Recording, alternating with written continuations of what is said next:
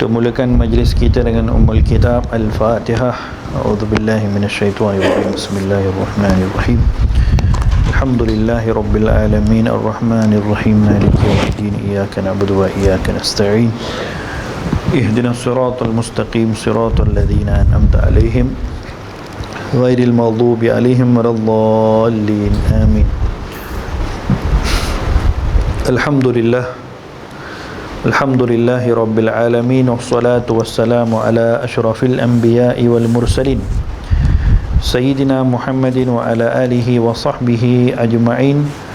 Rabbi syrah li sadri wa yassir li amri wahlul 'uqdatam min lisani yafqahu qawli. Amma ba'du, nawayna ta'alluma wa ta'lim wa tadhakkura wa tadhkir wal naf'a wal intifa' wal ifadah wal istifadah wal has 'ala tamassuki bi kitabillah wa sunnati nabihi sallallahu alaihi wasallam wa du'a ilal huda wa ibtigha'a mardatillahi wa qurbihi wa thawabihi. Amin Allahumma amin.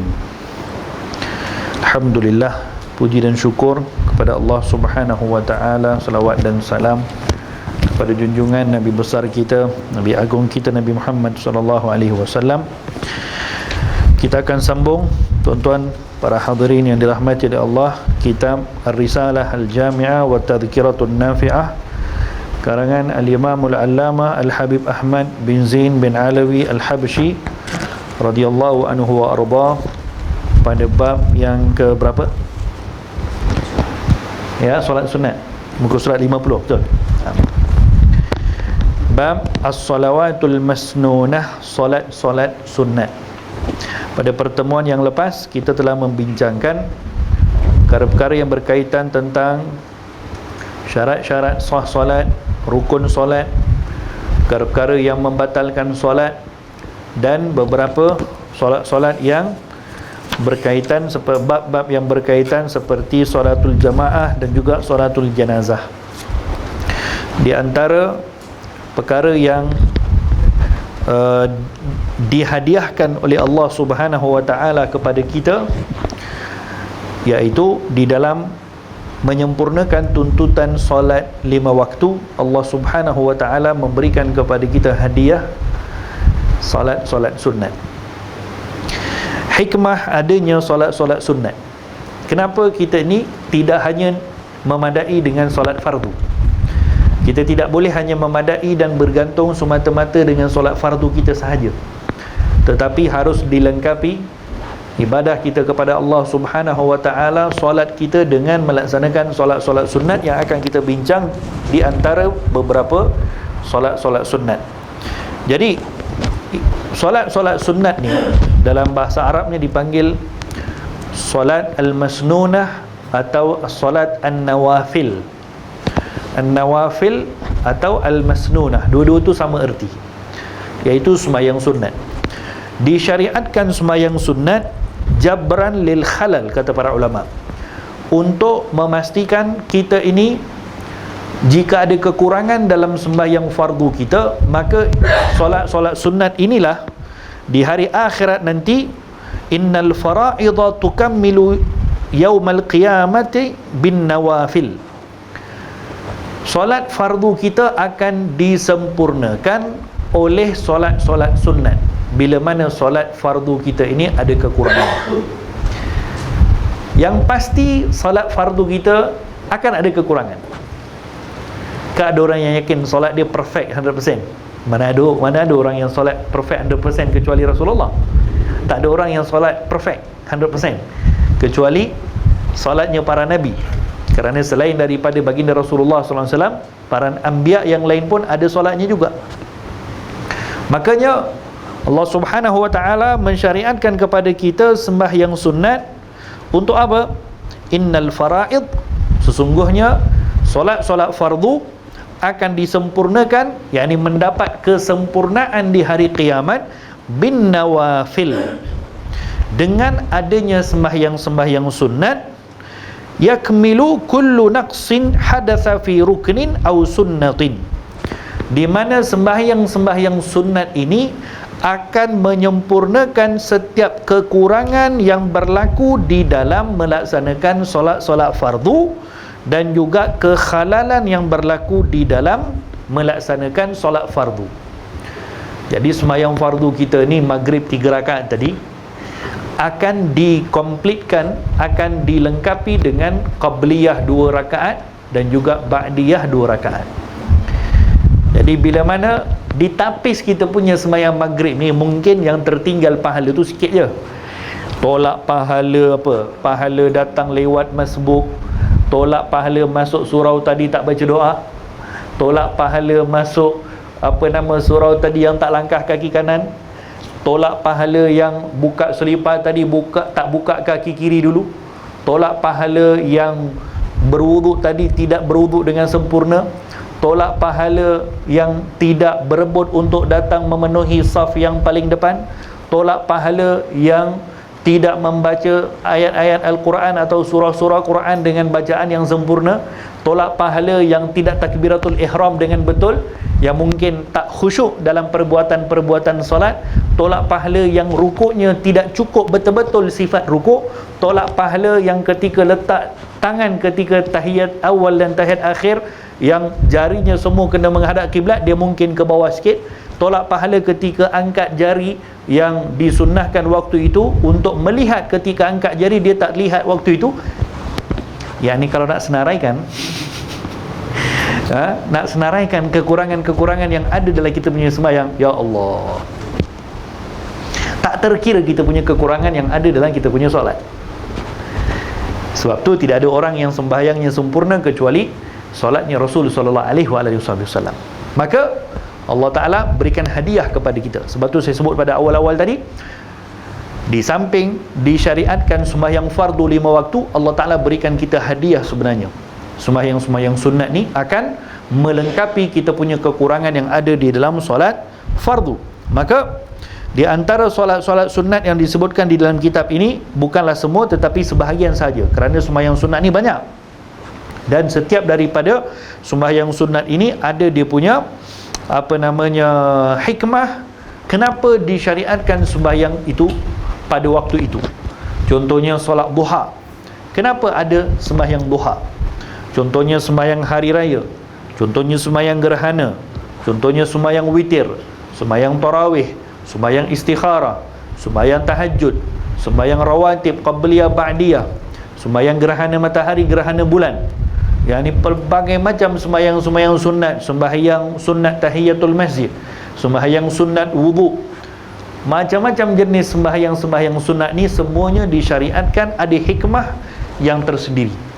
Ada dalam satu kitab yang ada di tangan saya ni, dikarang oleh seorang ulama daripada Kerala, India, namanya Hikmatul Masailil Fiqhiyah fil Qawanin Asy-Syar'iyyah. Hikmah daripada Allah Ta'ala mensyariatkan sekian banyak ibadah-ibadah kepada kita, setiap satu itu ditulis apa hikmahnya.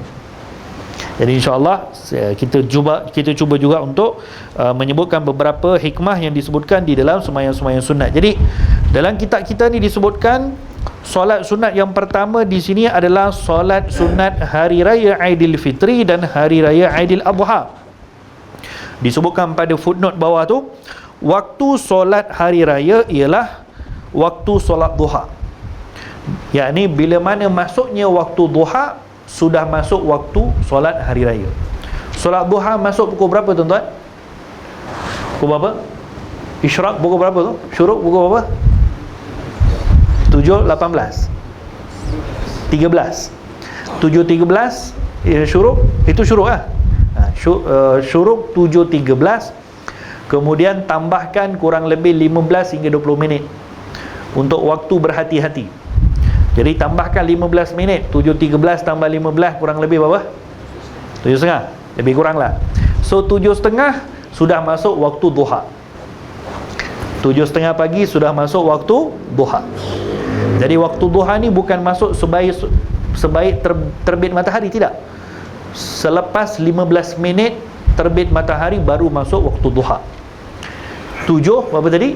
7.30 kalau ikut waktu sekarang lah.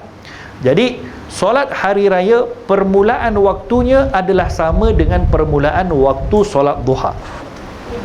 Berakhir solat hari raya bila? Sama juga bila mana berakhir solat duha. Solat duha boleh sembahyang sampai pukul apa? Sampai zuhur boleh sembahyang. Solat duha boleh solat sampai tergelincir matahari, yakni sampai azan zuhur, boleh sembahyang duha. Sama juga solat hari raya pun boleh sembahyang pukul 11 pagi pun boleh, pukul 12 tengah hari pun boleh, 12 tengah pun boleh sembahyang hari raya. Tapi kalau dah masuk tergelincir matahari, maksudnya sudah masuk waktu zuhur, maka telah terkeluar waktu untuk solat sunat hari raya, sama ada Aidilfitri atau Aidil-Adha. Disunatkan bertakbir sebanyak 7 kali selain takbiratul ihram pada rakaat pertama, dan bertakbir sebanyak 5 kali selain takbir qiyam pada rakaat kedua. Jadi takbir 7 kali dan juga 5 kali dalam sembahyang raya ini hukumnya sunat. Memang sembahyang tu sunat, sembahyang raya tu sunat dah. Bertakbir 7 kali pada rakaat pertama dan bertakbir 5 kali pada rakaat yang kedua, itu pun hukumnya sunat. Maksudnya di sini, kalaulah ianya adalah sunat, kalau tertinggal sembahyang raya tetap sah. Sembahyang raya tetap sah. Kalau sengaja tak buat pun tetap sah juga. Itu maksudnya takbir itu adalah sunat, tidak wajib. Tapi kalau rukun-rukun yang lain, ya sama. Jadi sembahyang hari raya ni, kalaulah imam contohnya dia tertinggal takbir 7 kali tu, yalah maklumlah sembahyang setahun sekali, dia bukan ingat pun. Kadang-kadang dia terlupa. Saya pernah di tempat saya di Johor 3 tahun berturut-turut sembahyang raya tak sah. 3 tahun berturut-turut sembahyang raya tak sah. Apa sebab tahu? Sebabnya makmum buat perangai, tunjuk pandai. Apa sebab makmum? Yang satu makmum lah, yang kedua imam juga. Pastilah kalau dah tak sah tu imam punya salah, tapi sebabnya datang daripada makmum. Imam ketika bangun pada rakaat yang kedua, rakaat pertama okey, 7 kali takbir. Ketika bangun pada rakaat yang kedua, dipanggil takbir qiyam, kan? Sujud, Allahu Akbar, bangun pada rakaat kedua, itu namanya takbir qiyam. Selepas takbir qiyam, baru disunatkan untuk bertakbir lagi berapa kali? 5 kali pada rakaat kedua. Tapi si imam bangun saja daripada sujud, takbir qiyam, Allahu Akbar, terus dia baca Al-Fatihah. Bismillahirrahmanirrahim, Alhamdulillahirabbilalamin. Makmum dekat belakang, Subhanallah. Itu kata makmum tunjuk pandai tadi. Makmum tegur imam, maklumlah makmum pun geram juga. Aku dah lah sembahyang raya setahun sekali, dia boleh pula tak takbir. Mana tak geramnya? Ya memang, tapi di situ tak boleh tegur. Apa sebab tak boleh tegur? Kerana imam tinggalkan perkara sunat. Imam kalau tinggal perkara sunat, makmum tak boleh tegur. Makmum tak boleh tegur. Imam pula yang ditegur pula tu pengurusi masjid. Ini kalau aku tak ikut ni, mau kena potong allowance ni. Dia pun goyang. Mungkin waktu tu gabrah kot. Allahuakbar, terlupa habis dah apa yang dia belajar semua. Mungkinlah. Imam pun dah kena tegur dengan makmum dekat belakang. Bismillahirrahmanirrahim, Alhamdulillahirabbilalamin, Arrahmanirrahim, Subhanallah. Imam diam. Oh, tak takbir. Allahu Akbar. Dia dah masuk ke rukun. Tadi dah baca Fatihah, masuk ke rukun, kembali semula ke perkara sunat, maka itu hukumnya membatalkan solat. Bila dah pergi ke rukun, tak boleh balik semula pergi untuk buat sunat yang tertinggal, tak boleh. Maka sembahyang tu batal. Sembahyang batal. Begitu juga tahiyat awal. Tahiyat awal saya kena baru ni 2 minggu lepas, sembahyang di satu surau di Putrajaya, kuliah maghrib. Tertinggal tahiyat awal. Saya lah imamnya, tertinggal tahiyat awal. Tertinggal tahiyat awal, yang makmum dekat belakang pun makmum tunjuk pandai. Mungkinlah dia pun tak boleh, tak belajar lagi kan, tak kisahlah, makmum tegur kat belakang, Subhanallah. Dia duduk tahiyat awal, ditegur Subhanallah. Saya bila dah naik atas, bila makmum tegur Subhanallah, oh saya dah tahu dah, ini saya tertinggal apa? Tahiyat awal. Saya dah sedar dah, tapi saya tak turun. Sebab apa? Kalau saya turun, batal sembahyang. Kerana tahiyat awal sunat. Tahiyat awal hukumnya sunat. Sunat ab'ad, di mana kalau tertinggal nanti diganti dengan sujud sahwi. Tapi perbuatan tahiyat awal adalah sunat. Bila imam tertinggal, dah bangun lebih daripada separuh. Imam dah bangun, dah naik daripada sujud, dah separuh dah. Kalau lebih daripada separuh, dia tak boleh patah balik. Tapi kalau belum bangun separuh, boleh patah balik. Dah bangun daripada separuh, ini saya dah bangun, dah Allahu Akbar, dah pergi rakaat ketiga dah. Jadi tak boleh turun. Saya pun teruskan sembahyang. So makmum waktu tu ada dua kumpulan.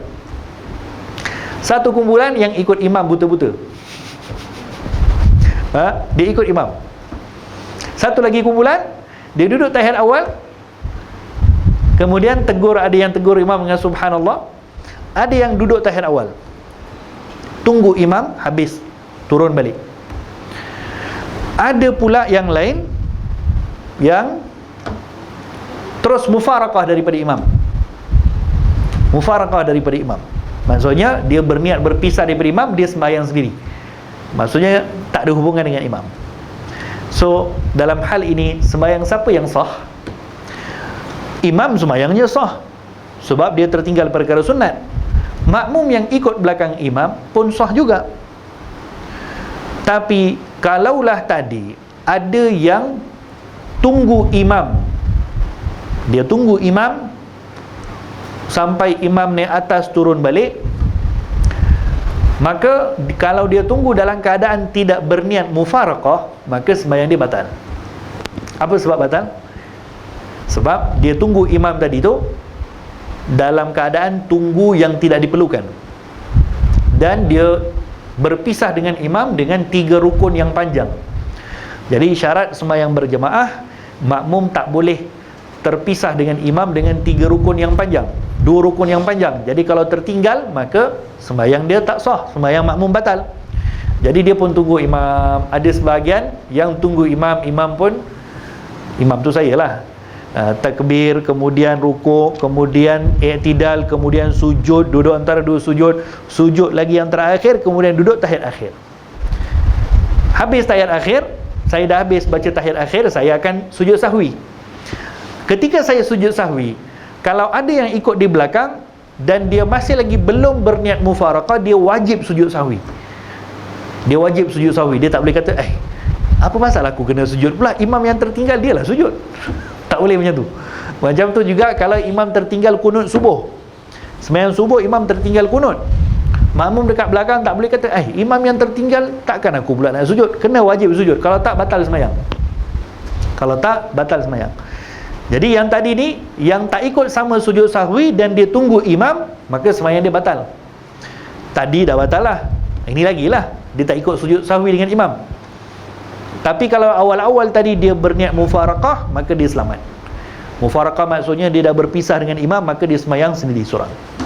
So makmum tak boleh tegur imam kalau imam tertinggal perkara-perkara yang sunnah. Kalau imam tertinggal rukun, tersalah dalam perbuatan rukun, ya baru tegur.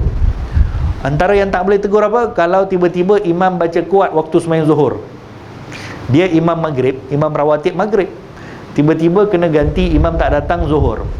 Kawan ni biasa baca kuat, dia pun baca kuat, makmum kat belakang ni dah pelik dah, apa hal Pak Imam ni? Boleh tegur ke? Tak boleh tegur, kerana itu perbuatan sunat. Sunat pada solat zuhur dan solat asar untuk tidak menguatkan suara, sunat saja. Kalaupun buat, hukumnya makruh. Tak batal sembahyang tapi makruh. Jadi jangan pergi tegur. Makmum sunat tak baca amin, tak sunat baca amin. Ya, makmum sunat tak, imam dah baca kuat dah sembahyang zuhur ni, baca kuat, waladhdallin, makmum diamlah, nanti imam dia sedarlah sendiri, Ustaz, habis semua kat belakang. Nanti baru dia sedar, oh punya aku syok sendiri punya, baru dia tahu. Jadi tidak boleh untuk tegur imam kalau tertinggal yang sunat. Baik, jadi berbalik kepada solat sunat hari raya tadi, demikian pensyariatan solat sunat hari raya. Jadi apa hikmah kita ni disunatkan untuk solat sunat hari raya? Ulama sebutkan hikmah dalam hal ini. Yang pertama, hikmah adanya hari raya.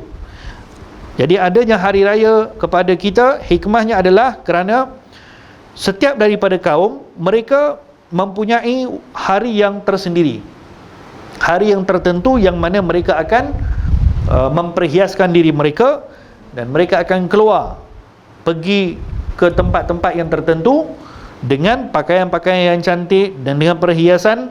Dan ini adalah adat kepada setiap kaum, ada dia punya hari yang tertentu yang diraikan. Maka ketika baginda Rasul SAW datang ke kota Madinah, Nabi pun melihat orang-orang Madinah waktu itu, mereka pun meraikan suatu hari, mewarisi daripada orang-orang dulu. Mereka pun meraikan juga. Maka Nabi bagi tahu kepada mereka, ma hadzanil yauman, apa dua hari yang kamu meraikan ni? Kata mereka, qalu kunna nal'abu fihima fil jahiliyah. Kata orang-orang Madinah, ini dua hari yang kami dulu di zaman jahiliyah kami meraikan. Dua hari ini kami meraikan di zaman jahiliyah, yakni kami akan bermain-main, kami akan bergembira, kami akan berpakaian-pakaian cantik. Kemudian kata Nabi, faqala qad abdalakumullah bihima khairan minhuma. Allah Ta'ala telah tukarkan kamu punya hari yang kamu raikan ini dengan dua hari yang lebih baik di sisi Allah, iaitu Yaumal Adha wa Yaumal Fitri, iaitu dengan hari raya Aidil Adha dan hari raya Aidil Fitri. Jadi nak bagi tahu di sini, memang setiap daripada kaum manusia ataupun tak kira apa saja agama, mereka ada hari yang dipanggil sebagai hari perayaan. Ada pada semua kaum. Demikian juga sebelum disyariatkan sembahyang sunat hari raya Aidil Adha, sebelum disyariatkan hari raya Aidil Adha dan hari raya Aidil Fitri, orang-orang Madinah pun mereka meraikan juga, tapi mewarisi daripada ajaran jahiliah dulu. Kerana waktu itu belum lagi turun syariat. Syariat hari raya belum turun lagi. Maka Nabi bagi tahu kepada mereka, sesungguhnya Allah Ta'ala telah gantikan perayaan yang kamu raikan ini, tapi Allah gantikan dengan satu syariat yang baru, iaitu untuk kamu menyambut hari raya Aidil Adha dan hari raya Aidil Fitri. Kemudian di dalam meraikan hari raya Aidil Adha dan hari raya Aidil Fitri, kita tidak hanya disuruh untuk bergembira dan menzahirkan nikmat Allah dengan bergembira, tetapi disunatkan kepada kita sembahyang dan juga khutbah. Kita disunatkan untuk sembahyang hari raya dan khutbah hari raya. Kenapa? Supaya perayaan atau perkumpulan kita pada waktu itu tidak menjadi perkumpulan yang tidak mengingati Allah Subhanahu Wa Taala. Kalau kita ni tak ada sembahyang raya, maka kita pun akan bergembira juga, tapi gembiranya kita gembira yang duniawi, gembira yang masing-masing seronok. Maka Allah Ta'ala turunkan syariat solat hari raya dan juga Aidil Fitri dan Aidil Adha, supaya berkumpul dan bergembiranya kita pada hari raya tidak berkumpul kecuali dengan ada mengingati Allah Subhanahu Wa Ta'ala. Dan juga untuk menta'zimkan syiar agama Allah. Bila mana pada hari raya dengan penuh kegembiraan, manusia ni bila dia dah terlalu gembira, kadang-kadang dia lupa Allah. Excited kan? Biasalah, kalau dia tengah berada dalam keadaan yang duka, dia ingat Allah. Tapi dia berada dalam keadaan yang gembira, mungkin dia kurang ingat. Demikian juga ketika hari raya. Oleh itu Allah Ta'ala berikan kepada kita syariat solat hari raya, supaya yang pertama, kita tidak lupa kepada Allah dalam keadaan kita sedang bergembira. Yang kedua, supaya apa? Supaya kita tetap mengagungkan syiar Allah Subhanahu Wa Ta'ala dengan kita menyebut kalimah Allah, dengan kita berwudu, dengan kita pergi ke masjid, dengan kita bertakbir Allahu Akbar ketika hari raya Aidil Adha, untuk mengagungkan syiar Allah dan tidak berbuat perkara-perkara yang tidak ada manfaat. Kalau orang jahiliyah dulu, mereka perayaan mereka akan keluar juga. Mereka akan keluar, anak-anak mereka dipakaikan pakaian yang cantik, orang tua mereka akan keluar, lelaki keluar, perempuan keluar, semuanya bergembira, tapi bergembira yang tak ada faedah. Bergembira keluar sana main sini, kemudian minum arak itu ini. Yang gembira juga, gembira. Cuba tengok yang orang-orang yang bukan Islam, macam mana mereka punya kegembiraan mereka menyambut hari perayaan mereka. Bukankah dengan perkara yang duniawi? Bukankah dengan perkara yang melalaikan? Tapi kita punya agama, Masya Allah, Tabarakallah, di dalam gembiranya kita, Allah Ta'ala suruh kita gembira dengan cara yang disukai oleh Allah SWT. Jangan ditukar perkara itu. Ini syariat sudah cantik, jangan ditukar. Jangan ditukar kita punya hari perayaan, nak tukar pergi balik kepada perayaan zaman jahiliyah dulu. Buat perkara-perkara yang tak baik, buat lepak sana, lepak sini, minum arak apa semua. Bukannya tak berlaku, ya berlaku. Jangan buat macam tu. Malam raya lubah haram, malam raya minum arak, malam raya buat itu, malam raya buat ini. Ini kembalikan apa yang sudah disyariatkan kepada kita dengan cantik, dikembalikan kepada zaman jahiliyah punya perangai. Jadi Allah Ta'ala berikan kepada kita, subhanallah, syariat sembahyang raya ni untuk mengagungkan syiar Allah Subhanahu wa Ta'ala. Demikian juga di dalam hari raya ini begitu banyak perkara-perkara yang Nabi kita buat. Contohnya ketika Nabi kita berjalan, Nabi kita akan berjalan pada sembahyang raya ni, pergi ke masjid dengan laluan yang agak jauh, balik dengan laluan yang agak pendek. Bererti pergi dengan jalan lain, balik dengan jalan lain. Ini sebenarnya sunat pada hari raya buat macam tu. Ketika nak pergi sembahyang raya, pergi ikut jalan lain, balik ikut jalan lain yang lain. Kenapa hikmah baginda Rasulullah berbuat demikian?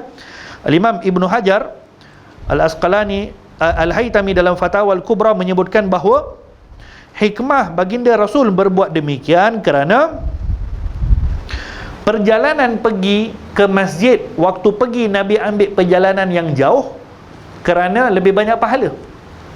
Kerana Nabi melangkah berjalan pergi ke masjid. Jadi bila pergi ke masjid, bukankah setiap langkah dapat pahala? Betul. Maka Nabi pilih jalan yang agak jauh sikit supaya lebih banyak pahala. Tapi ketika balik ke rumah, tidak. Kerana balik ke rumah perjalanannya tak dikira sebagai pahala seperti mana pergi ke masjid. Maka Nabi memilih demikian. Itu kalau berjalan. Kita kalau naik motor, naik kereta macam mana? Dapat pahala tak agak-agak? Mudah-mudahan dapat juga. Mudah-mudahan dapat juga. Mudah-mudahan. Antara pendapat lain menyebutkan Nabi berbuat demikian kerana supaya kedua-dua jalan itu akan menjadi saksi di hari akhirat nanti. Jadi setiap jalan kita pergi ke masjid dan balik daripada masjid akan jadi saksi di hadapan Allah Subhanahu wa Ta'ala bahawa kita ni sudah gunakan jalan tersebut untuk keredaan Allah Ta'ala. Dan banyak lagi lah hikmah-hikmah yang lain. Jadi itu semuanya sembahyang hari raya, dan hikmah Allah Ta'ala mensyariatkan kepada kita sembahyang hari raya. Yang kedua disebutkan di sini, wal kusufani, solat gerhana matahari dan juga solat gerhana bulan. Waktu solat gerhana bermula apabila bermulanya gerhana matahari atau bulan sehingga gerhana tersebut hilang. Disunatkan berjemaah untuk solat hari raya dan solat gerhana. Khutbah solat gerhana dibacakan setelah selesai solat, dan begitu juga bagi khutbah solat istisqa, iaitu solat minta hujan. Sama solat gerhana disunatkan dilakukan secara berjemaah. Solat raya pun sunat berjemaah. Istisqa, solat minta hujan pun disunatkan untuk buat secara berjemaah. Ketiga-tiga solat ni, solat gerhana, solat raya, solat istisqa, ada sunat khutbah, dan khutbahnya selepas solat. Dia berbeza dengan khutbah solat Jumaat. Khutbah solat Jumaat sebelum. Tapi ketiga-tiga sembahyang sunat tadi khutbahnya adalah selepas daripada solat. Jadi hikmah kenapa Allah Ta'ala mensyariatkan kepada kita sembahyang gerhana matahari dan juga gerhana bulan. Hikmahnya ialah, yang pertama, kenapa berlaku gerhana ni? Gerhana ini berlaku untuk menunjukkan apa dia? Gerhana matahari dan juga gerhana bulan ni apa dia punya sebab? Annal ayat idza zaharat inqadat lahan nufus, kerana menunjukkan kekuasaan mutlak Allah Subhanahu wa Ta'ala di dalam mengatur alam semesta ni. Semuanya adalah kekuasaan Allah. Agak-agak sepakar-pakar manusia macam mana pun boleh ke mengatur gerhana matahari bulan? Mana boleh. Ada angkasawan ke ataupun NASA ke boleh kontrol matahari dengan bulan? Mana boleh kontrol matahari dengan bulan? Tak boleh. Tak boleh. Manusia tak boleh kontrol. Jadi ini kekuasaan mutlak Allah Subhanahu wa Ta'ala. Jadi bulan dengan matahari yang beredar dengan cara yang telah ditetapkan oleh Allah sepanjang masa, kalau Allah nak, anytime Allah boleh ubah. Itu masuk gerhana matahari bulan. Bukankah kalau matahari keluar pada waktu siang, siapa yang bahagian mana bahagian bumi yang terkena matahari, dia akan terang. Kebiasaannya macam tu. Tapi boleh tak kalau Allah Ta'ala nak tukar? Boleh. Boleh tak kalau Allah Ta'ala tak nak terbitkan matahari pada hari tersebut? Boleh. Buktinya apa? Tu gerhana. Tengah-tengah terang, tiba-tiba gelap. Gerhana bulan kan, kalau gelap kan, tiba-tiba boleh gelap. Pukul 1 tengah hari, pukul 2 petang, 3 petang, tengah terang boleh gelap. Ya boleh. Kalau Allah Ta'ala nak, boleh berlaku. Jadi sebenarnya perbuatan gerhana ni mengingatkan kepada kita tentang hari kiamat. Bukankah hari kiamat matahari akan diubah terbitnya? Yang sebelumnya terbitnya daripada timur ke barat, Allah Ta'ala akan tukar daripada barat ke timur.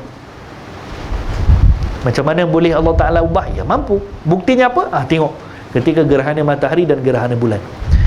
Tapi sayangnya berapa ramai daripada kalangan manusia yang mengambil pengajaran untuk mendekatkan diri kepada Allah Subhanahu wa Ta'ala ketika berlaku gerhana matahari dan gerhana bulan.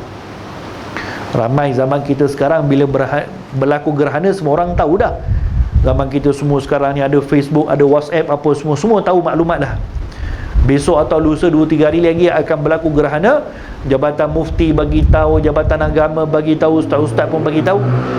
Tapi tak banyak orang, tak semua orang yang ingin untuk mengalami gerhana itu dengan cara yang betul. Ramai orang buat macam mana? Ya, ramai orang keluarkan handphone, nanti dia akan ambil gambar gerhana. Masya Allah, tabarakallah. Masuk Facebook, orang banyak like. Masuk Instagram, orang banyak like gambar cantik. Bukan itu yang Allah Ta'ala nakkan kepada kita orang beriman. Itu orang sembah patung pun buat macam tu. Orang sembah lembu pun buat macam tu. Orang yang yang tak beriman kepada Allah pun buat macam tu juga. Yang beriman kepada Allah waktu gerhana bukan buat macam tu. Tak apa, ambil gambar tak apa, tapi sembahyang gerhana jangan tinggal. Takut kepada Allah waktu gerhana jangan tinggal. Tak kisah ambil gambar, ahlan wa sahlan, silakan, tak ada masalah. Tapi jangan sampai kita lupa habis apa yang dituntut kepada kita ketika sembahyang, ketika apa yang patut kita buat ketika berlakunya gerhana. Jadi kenapa hikmah Allah Ta'ala jadikan kepada kita sembahyang gerhana? Kerana Allah Ta'ala ingin menunjukkan kepada kita bahawa bumi, matahari, bulan, bintang semuanya adalah makhluk yang tunduk kepada Allah. Akan ikut apa yang Allah Ta'ala tentukan. Allah kata macam ni lah dia. Semua ikut kepada Allah. Jadi Allah nak tunjukkan kepada kita dengan adanya sembahyang gerhana ni, manusia kamu pun tunduklah kepada Allah. Itu maksud dia. Faham? Kalau bumi, matahari boleh tunduk dengan berlaku gerhana, bulan boleh akur kepada Allah dengan berlaku gerhana, ya manusia kenapa tak nak sujud kepada Allah? Itu hikmah adanya sembahyang gerhana kepada kita ketika berlaku gerhana matahari dan juga gerhana bulan. Ya. Baik, Allahumma salli ala Muhammad. Antara yang seterusnya, yang ketiga, solat witir, sunanun muakkadatun. Yang ketiga, solat sunat witir hukumnya adalah sunat muakkad. Solat sunat witir bermula selepas solat isyak sehingga sebelum subuh. Solat sunat witir, ya, salah satu sembahyang yang disunnahkan kepada kita, iaitu solat sunat witir. Solat sunat witir ni disunnahkan kepada kita untuk dilakukan selepas daripada solat isyak. Baginda Rasulullah setiap hari solat witir 11 rakaat. Nabi sembahyang setiap hari 11 rakaat, tak pernah tinggal. Jadi kita ni sembahyang witir jangan bulan Ramadan aja. Cuba hari-hari lain juga lengkapkan sembahyang isyak, jadikan penutup kepada solat pada hari tersebut dengan solat witir. Jadi solat witir ni hukumnya sunat muakkad dan disunatkan untuk membaca doa qunut pada rakaat terakhir bermula dari malam ke-16 hingga akhir Ramadan. Solat witir sekurang-kurangnya 1 rakaat. pertengahan sempurna 3 rakaat dan paling sempurna 11 rakaat. Satu rakaat je. Tapi ulama sebutkan bahawa kalau sembahyang setiap hari 1 rakaat aja, hukumnya makruh. Maka janganlah sembahyang setiap hari 1 rakaat aja. Sembahyanglah 3, paling-paling tidak pun sembahyang 3 rakaat. Tayyib. Kemudian Allahumma salli ala Muhammad. Yang keempat, wa kadza rawatibus shalah. Demikian juga yang keempat, solat yang disunnahkan kepada kita juga ialah solat rawatib. Apa itu solat rawatib? Solat rawatib adalah solat yang disunnahkan kepada kita sebelum dan juga selepas daripada sembahyang wajib. Jadi solat rawatib ini terbahagi kepada 2. Yang pertama, yang muakkad. Rawatib yang betul-betul dituntut kepada kita ada 10 rakaat, iaitu 2 rakaat sebelum subuh, 2 rakaat sebelum zuhur, 2 selepas zuhur, 2 rakaat selepas maghrib, dan 2 rakaat selepas isyak. Ini 10 rakaat yang hukumnya sunnan muakkad. Dan yang bukan muakkad atau ghair muakkad ada 12 rakaat, iaitu 2 rakaat sebelum zuhur, 2 rakaat sebelum 2 rakaat selepas zuhur, 4 rakaat sebelum asar, 2 rakaat sebelum maghrib, dan 2 rakaat sebelum isya. Ada sebut pada muka surat 51. Jadi kalau dicampur semua, sembahyang rawatib ni akan jadi berapa? 10 tambah 12, jadi 22 rakaat solat rawatib pada satu hari, tambah yang sunat muakkad dan juga yang bukan muakkad. Setidak-tidaknya kalau kita tak mampu buat semuanya, buat yang muakkad, yang betul-betul tuntutannya sangat besar, pahalanya besar. Iaitu apa tadi? 2 rakaat sebelum subuh, 2 rakaat sebelum zuhur, 2 rakaat selepas zuhur, 2 rakaat sebelum maghrib, dan 2 rakaat selepas isyak. Ini yang betul-betul muakkad. Dan solat sunat rawatib ni boleh diqadha. Boleh diqadha. Contoh hari ini kita tak sempat untuk solat qabliyah subuh. Contoh qabliyah subuh ni Masya Allah tabarakallah fadilatnya Nabi sebut dalam hadis, khairum minad dunya wa ma fiha. Sembahyang 2 rakaat sebelum subuh ni lebih baik daripada dunia dan semua isi-isinya. Masya Allah, besar fadilatnya. Kita kalau tertinggal, bahkan kalau ada orang yang terqadha sekalipun, dia sebenarnya boleh untuk sembahyang sunat rawatib qadha. Macam mana orang yang terqadha subuh, dia akan qadhakan subuhnya, dia juga tetap boleh qadhakan qabliyah subuh. Atau sekarang katakan kita ada waktu lapang malam, nak qadha balik sembahyang rawatib, sembahyang qabliyah zuhur tadi, katakan contoh zuhur tadi tak buat sembahyang qabliyah, tengah kerja contohnya, malam nak sembahyang boleh tak? Boleh, tak ada masalah, boleh qadha. Sembahyang rawatib ni boleh diqadha. Jadi hikmah kata para ulama, kenapa adanya sembahyang rawatib? Kerana sembahyang rawatib ini adalah kerana bila mana manusia ni terlalu sibuk dengan perkara-perkara keduniaan, maka ianya akan menjadi sebab untuk dia lupa kepada Allah Ta'ala, dan menyebabkan hatinya kurang untuk memberikan tumpuan dalam dia punya solat, kerana banyak dengan urusan-urusan keduniaan, dan ianya akan memberikan kesan pada hatinya. Makanya adanya sembahyang rawatib ini supaya apa? Supaya dia akan membalanskan kita punya solat. Jadi kan contohnya satu orang tengah bekerja, dia bekerja kemudian dia pergi sembahyang zuhur. Jadi dalam keadaan macam-macam, ada waktu kerja apa semua, terus pergi sembahyang zuhur, berbanding dengan dia adakan waktu untuk sembahyang qabliyah dulu, maka sembahyang qabliyah tu akan jadi tapis kepada dia untuk membekalkan ekstra daripada khusyuk untuk sembahyang zuhur. Demikian fadilat adanya sembahyang qabliyah dan juga sembahyang ba'diyah, dipanggil solat ar-rawatib. Sebab baginda Rasul sebutkan dalam hadis, kam min musallin laisa lahu min salatihi illa nisfuha thuluthuha rubu'uha.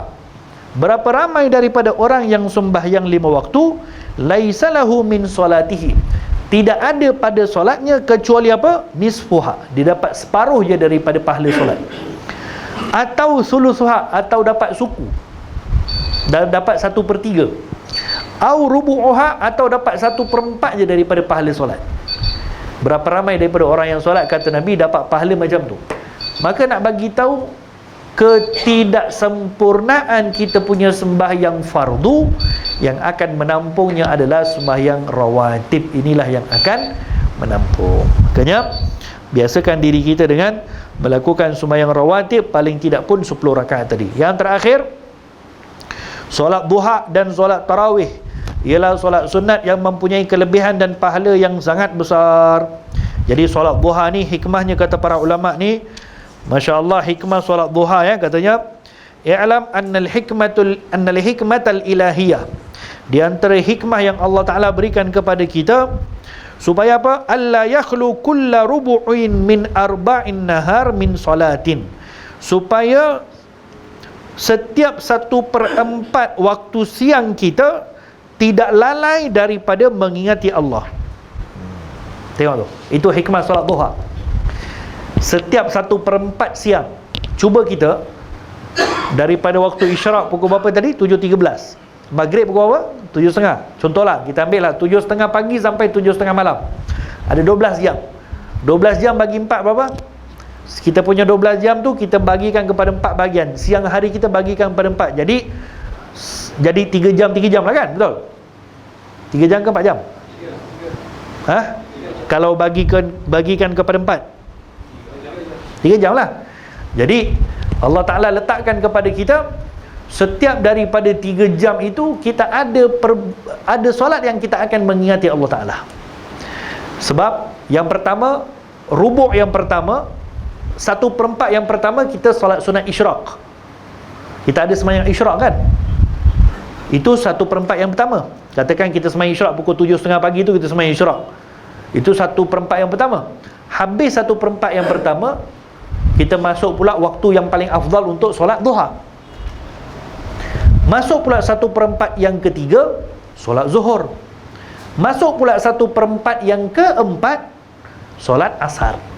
Demikian sepanjang siang kita ni Allah Ta'ala susunkan kepada kita, kerana waktu siang ni waktu yang manusia yang tengah bersungguh-sungguh untuk dengan pekerjaannya. Sama ada yang sebelah paginya, sama ada yang sebelah tengah harinya, sama ada yang 1/4 ketiganya, yang keempat, semuanya orang tengah sibuk dengan macam-macam urusan. Jadi kalau kita dapat susun kita punya setiap daripada 1/4 siang itu, kita berwuduk, kita solat, siang kita itu akan menjadi siang yang sangat diberkati oleh Allah Ta'ala. Kemudian disebutkan lagi di sini bahawa hikmahnya adalah solat duha kita sembahyang pada 1/4 yang kedua paling afdal. 1/4 yang kedua paling afdal untuk sembahyang duha. 1/4 yang pertama 3 jam pertama kan, 7.30 tambah 3 jam berapa? 8.30, 9.30, 10.30. So pukul 10.30 paling afdal untuk sembahyang duha selepas berlalu 1/4 yang pertama. Jadi kata para ulama, 1/4 yang pertama kalau dah berlalu, itu adalah waktu, apa dia sebut? Wahia awwalu kasratin lil miqdaril musta'mal indahum. Kerana itu adalah waktu yang paling baik, waktu ibtigha'ir rizki wasa'i fil ma'isyah. Waktu yang paling mencurah rezeki Allah Ta'ala adalah pada waktu tersebut, bila berlalu 1/4 yang pertama. 1/4 pertama kalau dah lalu, itulah waktu yang paling maksimum pada hari itu Allah Ta'ala turunkan rezeki. Tapi orang yang tidak melalui dengan cara yang betul daripada 1/4 yang pertama, dia juga tak akan dapat melalui 1/4 yang kedua dengan betul. Jadi sudah pasti orang itu mesti orang yang tidak qada sembahyang subuh pada hari itu. Kalau dia qada sembahyang subuh, dia pun nanti susah nak sembahyang duha juga. Faham? Jadi sembahyang subuhnya dia jaga, kemudian selepas subuh sampai terbit matahari dia tak ada sembahyang sunat. Tak ada syariat sembahyang sunat. Haram hukumnya untuk sembahyang sunat lepas subuh dan lepas asar. Kerana apa? Kerana waktu itu adalah waktu yang ditetapkan untuk duduk di masjid. atau duduk dalam waktu selepas kita solat sampai isyraq. Dan itu solat macam solat orang Majusi, ketika terbit matahari dan terbenam matahari. Masuk saja waktu siang yang pertama, 1/4 yang pertama, masing-masing dah sibuk dengan urusan pekerjaan mereka. Pukul 7.30 pagi kan, waktu paling jam kan, betul? Waktu paling jam. Kat Penang ni pun Masya Allah, boleh tahan jamnya, boleh kalah Kuala Lumpur. Waktu paling jam, yakni waktu orang bertebaran untuk urusan-urusan pekerjaan. Waktu itu kalau dijaga dengan baik, dimulakan permulaan isyraqnya, dia akan diberikan taufik oleh Allah untuk dia solat duha pada suku yang kedua. Kalau suku yang kedua tu dia solat duha, maka itulah waktu yang paling barakah sekali rezeki yang Allah Ta'ala turunkan kepada dia pada hari tersebut. Rezeki ni jangan ditengok dengan duit. Jangan tengok orang berniaga, ini tengok semayang subuh semayang dah, isyraq semayang dah, duha suku yang kedua semayang dah, bisnes macam kurang je hari ni. Bukan itu saja rezeki. Rezeki dijauhkan daripada musibah, ya rezeki. Digantikan musibah yang akan datang pada hari tersebut, ditolak oleh Allah Ta'ala, ya rezeki. Diberikan kesihatan kepada kita, anak bini kita, isteri kita, ya rezeki. Diberikan tambah umur yang panjang, ya rezeki. Diberikan makan pada hari tersebut, makan kenyang, rezeki. Dijaga oleh Allah daripada segala musibah pada hari tersebut, rezeki. Jadi walhasil, rezeki yang paling utama yang akan diturunkan oleh Allah Ta'ala adalah pada suku yang kedua waktu siang. Dan itu pukul berapa bermula kalau sekarang? Pukul 10.30 pagi. Jadi waktu itu kalau kita boleh lapangkan sekejap untuk solat duha, maka kita akan dipandang dengan pandangan kemuliaan oleh Allah Subhanahu wa Ta'ala. Hadza billahi taufik. Mudah-mudahan Allah Ta'ala berkati pertemuan kita. Ada soalan?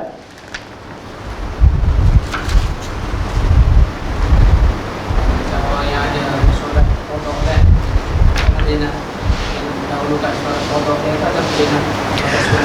Ya, kalau ikutkan pandangan sebahagian para fuqaha Syafi'iyah mengatakan bahawa dalam kitab Fathul Mu'in ada disebut, orang yang ada qada sembahyang wajib, dia tidak boleh sembahyang sunat.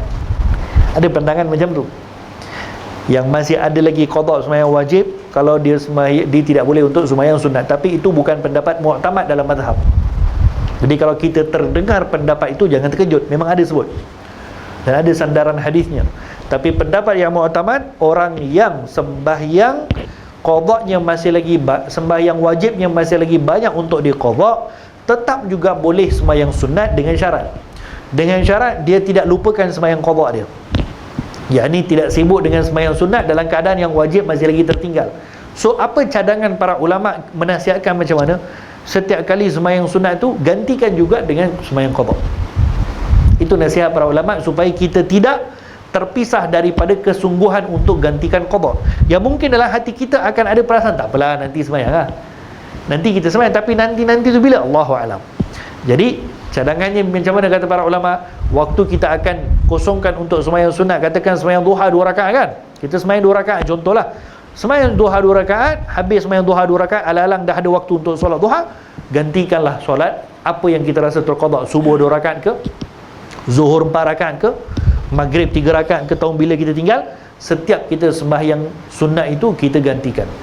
Bahkan setiap kali kita lapangkan waktu untuk solat fardu pun, lepas tu sebenarnya kita dianjurkan untuk mengqada kita punya solat kalau ada yang tertinggal, kerana waktu tu kita dah kosongkan. Macam sekarang lah, sekarang lepas ni kita sembahyang isyak kan, lepas sembahyang isyak, ya pasti yang ada kat sini bukanlah orang yang semuanya ada mesti terus balik. Jadi habis sembahyang isyak, kalau ada yang terqada sembahyang dulu, lapangkan waktu sekejap, qadakan balik sembahyang tu sekejap. Sebab ini waktu memang kita dah kosongkan. Berbanding kalau nanti diniakan, tak apalah nanti balik malam panjang lagi, nanti malam nanti nak tengok Astro lagi, nak tengok drama Hindustan lagi, nak tengok TV tu lagi, TV ni lagi, akan lupa kita. Jadi waktu kita akan kosongkan untuk sembahyang fardu dan sembahyang sunat itu cepat-cepat ditambahkan dengan qada kita punya solat wajib. Wallahu ta'ala a'la wa alam bisawab. Ya.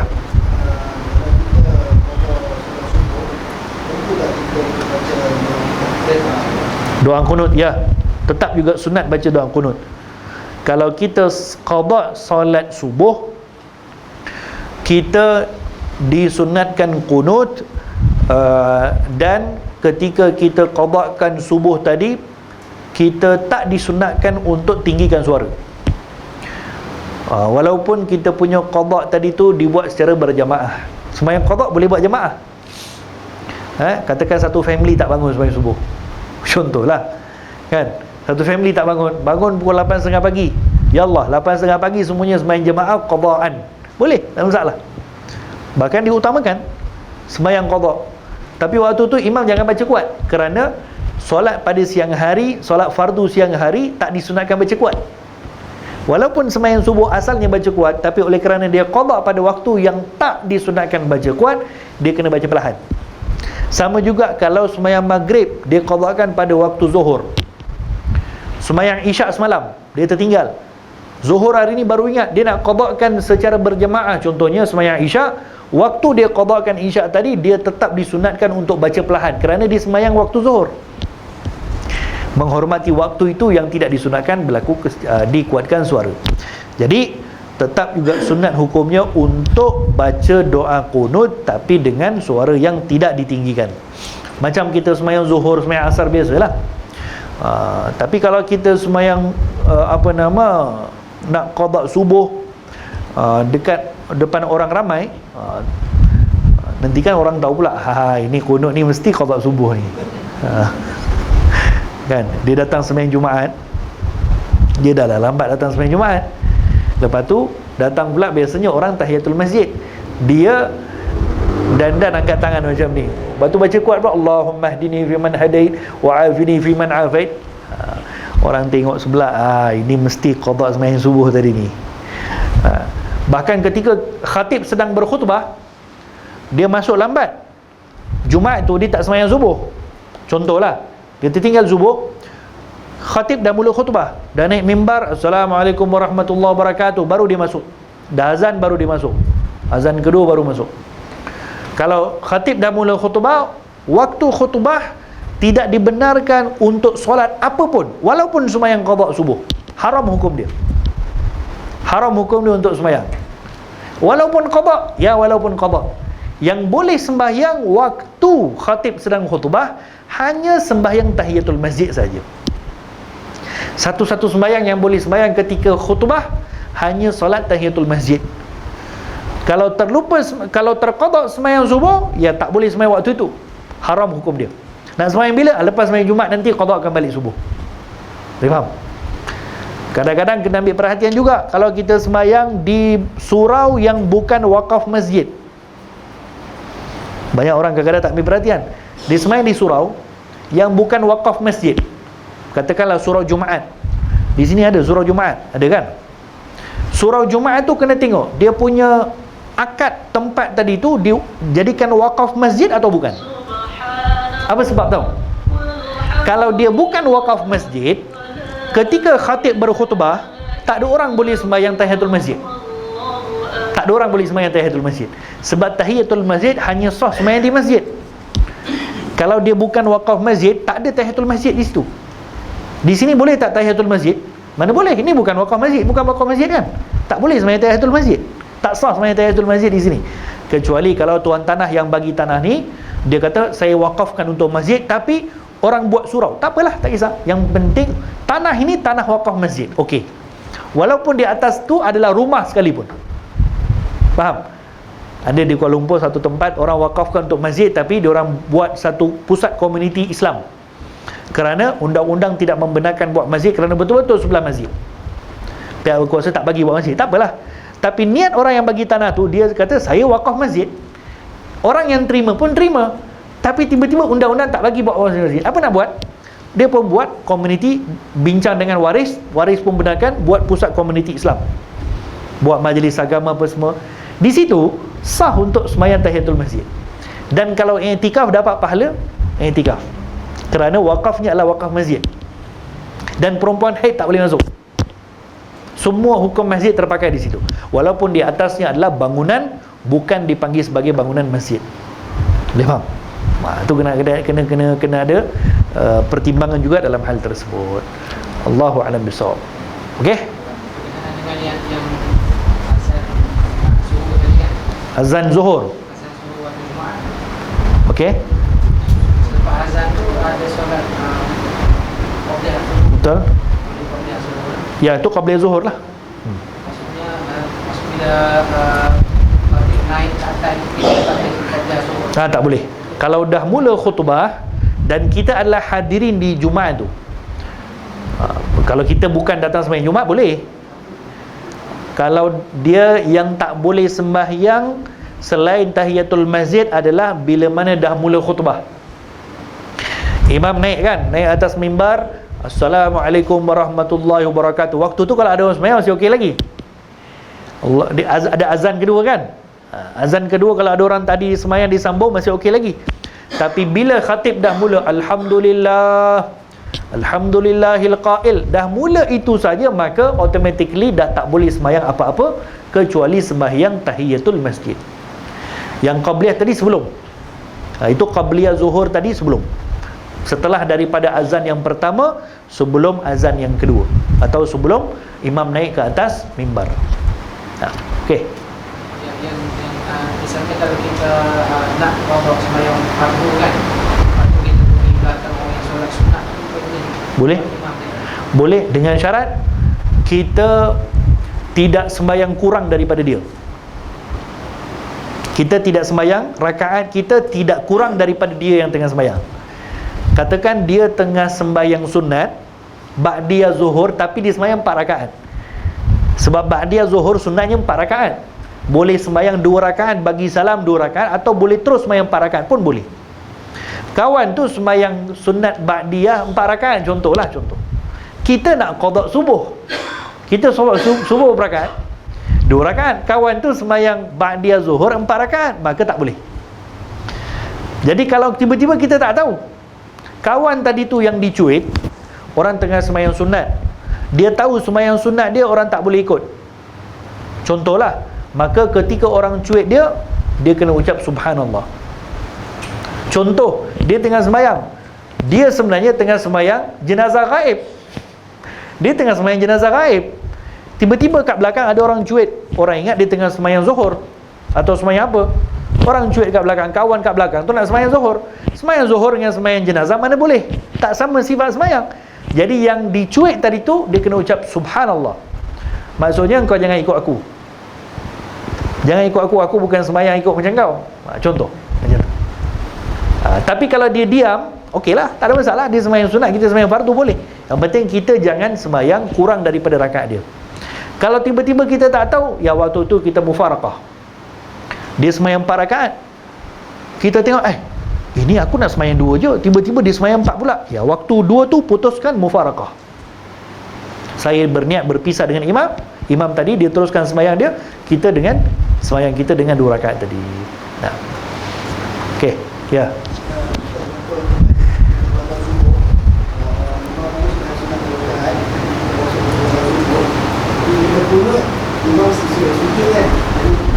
Macam mana? Ulang balik soalan.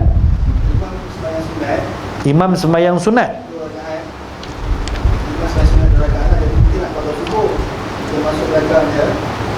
Dia belum jadi imam lah waktu tu.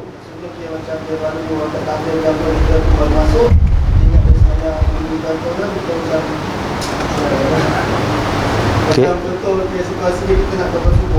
Okey. Jadi rakaat pun sama. Okey. Jadi bila kita nak baca doa bulan, kita kan okey, faham. Maksudnya kita nak qada subuh, kawan depan tu dia katakan buat ba'diyah zuhur, contohlah. Dalam situasi seperti ini, kalau kita baca kunut, boleh kita baca kunut, tapi kunut yang cukup syarat saja. Kunut cukup syarat ada 3 saja. Yang pertama ada alhamdulillah, kemudian ada pujian kepada Allah, dan ada doa. Selesai. Allahumma hdina fi man hadait, itu sudah ada doa, sudah ada pujian kepada Allah. Allahumma hdina fi man hadait wa afina fi man afait wa sallallahu ala Muhammad wa ali Muhammad. Dah selesai. Yang penting kita jangan tertinggal 2 rukun dengan imam tadi. Sama juga ketika sembahyang fardu pun. Ketika kita sembahyang subuh fardu, imam kalau terlupa kunut, makmum kat belakang sebenarnya tetap sunat kunut, tapi kunut yang ringkas. Faham? iaitu kunut yang cukup syarat saja. Allahumma hdina fi man hadait wa afina fi man afait wa sallallahu ala Muhammad wa ala Muhammad walhamdulillahirabbil alamin, terus sujud. Jadi dia tak tertinggal dengan imam. So makmum tadi dapat pahala kunut. Imam tadi dah tertinggal. Walaupun makmum tadi dah buat baca kunut yang ringkas, tiba-tiba imam sujud sahwi, makmum tetap juga wajib ikut imam sujud sahwi. Sujud sahwi wajib ikut. Jadi kalau kita tertinggal kunut, imam tak buat, maka kita boleh buat. Faham? Jadi dalam situasi tadi tetap boleh buat, tapi kunut yang ringkas, jangan kunut yang panjang. Kunut yang ringkas, kerana imam waktu itu bukan sembahyang subuh. Jadi jangan sampai kita tertinggal dengan orang yang kita cuit untuk jadi imam tadi, dengan boleh tertinggal lebih daripada 2 rukun. Boleh? Kalau tanah tu, Ya? tanah buat dia buat settle dia rumah ibadat. Tapi kita berikan masjid, kita tak boleh buat masjid. Buat title tu rumah ibadat lah, bukan wakaf. Tidak. Kalau titlenya rumah ibadat, ia tidak jadi wakaf masjid kan? Dia tak mesti wakaf masjid. Dia umum kan? Kalau rumah ibadat, yang saya faham rumah ibadat ni boleh jadi rumah ibadat macam-macam agama, betul? Kalau mungkin bukan masjid, kalau ada orang nak buat tokong, ya boleh juga. Maksudnya dia bukan wakaf masjid, tak sah buat tahiyatul masjid di situ. Kerana kalau nak jadi masjid, tidak boleh dimiliki oleh siapa-siapa. Itu dia punya senang ceritanya macam tu. Nak jadikan masjid, masjid ni rumah Allah, mana boleh milik orang lain? Mana boleh milik company tu, company ni, syarikat tu buat masjid? Tak boleh. Bukan tak boleh buat masjid, bolehlah namakan masjid, tapi mesti wakaf. Bila dah wakaf, bukan dia punya milik. Yang nama wakaf maksudnya sudah terkeluar daripada milik dia, serahkan kepada Allah Ta'ala. Itu namanya wakaf. Ada banyak tempat-tempat yang syarikat buat masjid. Boleh, tak ada masalah. Boleh buatlah, memang bagus. Tapi kalau nak namakan masjid, mesti wakaf. Kalau tak wakaf, ya bukan masjid. Walaupun namanya masjid, tapi tak boleh buat tahiyatul masjid di situ. Dan bukan wakaf. Memang. Yang namanya masjid mesti wajib wakaf. Tanahnya, tempat tu mesti wajib wakaf. Wallahu a'lam bissawab. Okey? Clear semua? Baik. Hadza billahi taufiq. Allahumma inna na'udzubika min ilmin la yanfa' wa na'udzubika min qalbin la yakhsha wa na'udzubika min du'ain la yustajab wa na'udzubika min 'amalin la yuqbal bi rahmatika ya arhamar rahimin.